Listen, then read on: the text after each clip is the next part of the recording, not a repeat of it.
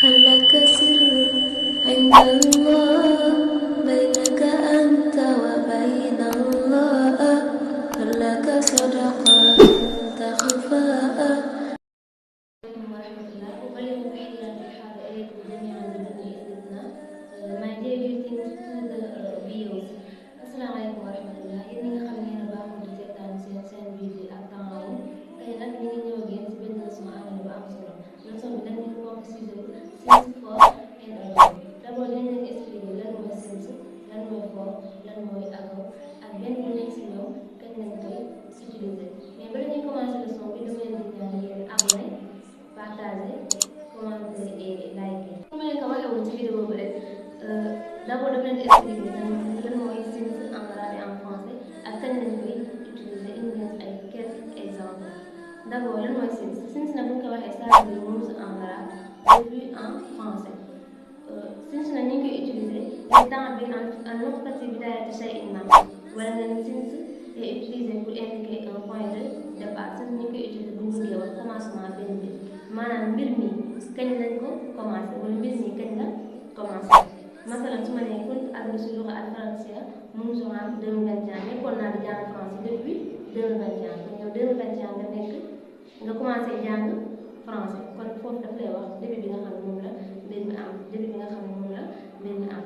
par exemple I had been studying French since 2021 commencé na ma jàng français depuis 2021. wala nga ne wasaltu fil madrasa mundu saa as-sabi'a sabahan agsi naa école depuis 7 heures du matin. I been at school since 7 o'clock in the morning agsi naa école depuis 7 heures. kon foofu yëpp da ngay gis ni since mi ngi fii temps bi lan commencement mbir mi agsi naa école depuis 7 heures. doon naa jàng français depuis 2021 kon loolu lépp commencement mbir mi la mu lay expliqué.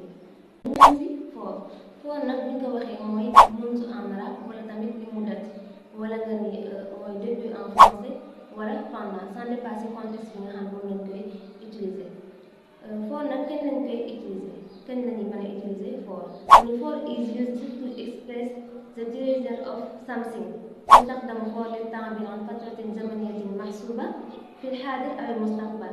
mu ne for ñu ngi koy utiliser bu ñu bëggee wax temps bi nga xam ne benn mbir am na ko maanaam benn mbir mi diir bi nga xam ne am na ko. masalan laqad darastu luga al faransiya li muddati 3 sanawaat jàng naa français lu tolloo 3 at kon daf lay wax diggante bi nga jàng anglais ñaata la toll ban diir la def mu ne jàng naa français lu tolloo 3 at. they will be on vacation for 2 weeks sayakunu fi ijaza li muddati usbu'ayn ñoom dinañ nekk ci vacances lu tolloo ñaari semaine. kon foofu yëpp daf lay wax diir bi nga xam ne mbir mi am na ko diir bi nga xam ne mbir mi dina ko am. kon for mën nañ kaa utiliser ci maadi mën nañ kaa utiliser ci mustaqbal comme ni ñu gisee ci misaal bi maadi bi I have been studying French for 3 years jàng naa français lu tolloo 3 at. bu dee mudaari bi sayakunu fi ijaza li muddati usbu'ayn they will be on vacation for 2 weeks dinañ nekk en vacances lu tolloo ñaari semaine.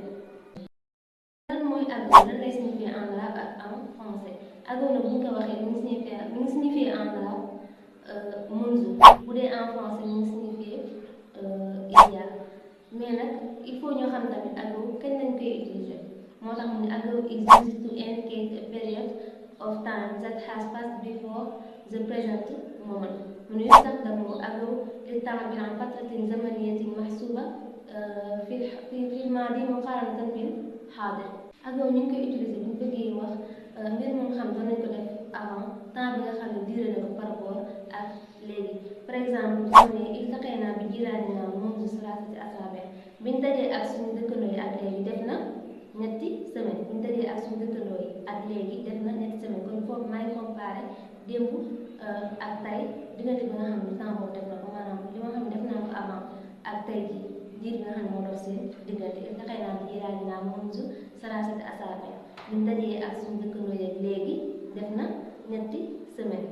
par exemple en anglais we meet our neighbor 3 weeks ago buñ dajee ak suñu dëkkandoo yi ak léegi def na 3 semaines. ñëw nag si différence bi nga xam ne since am na ko entre for ak ago loolu yaakaar naa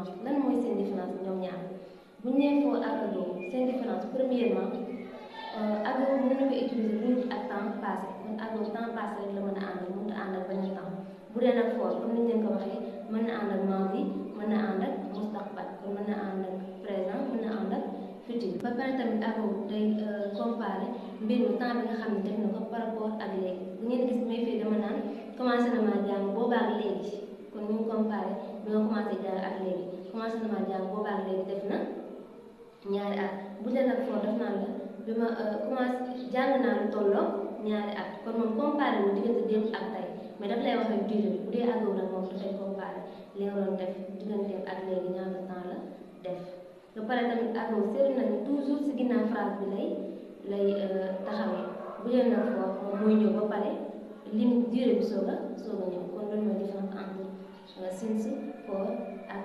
ago. Bon, chers téléspectateurs li moo nekkoon ci leçon tey bi since for and ago expliqué nañ leen since for and ago daf lay signifier en arabe et en français ak benn bu nekk si ñoom kañ lañ koy utiliser ak différence bi nga xam ne benn bu nekk si ñoom am na ko donc bala ñuy tëj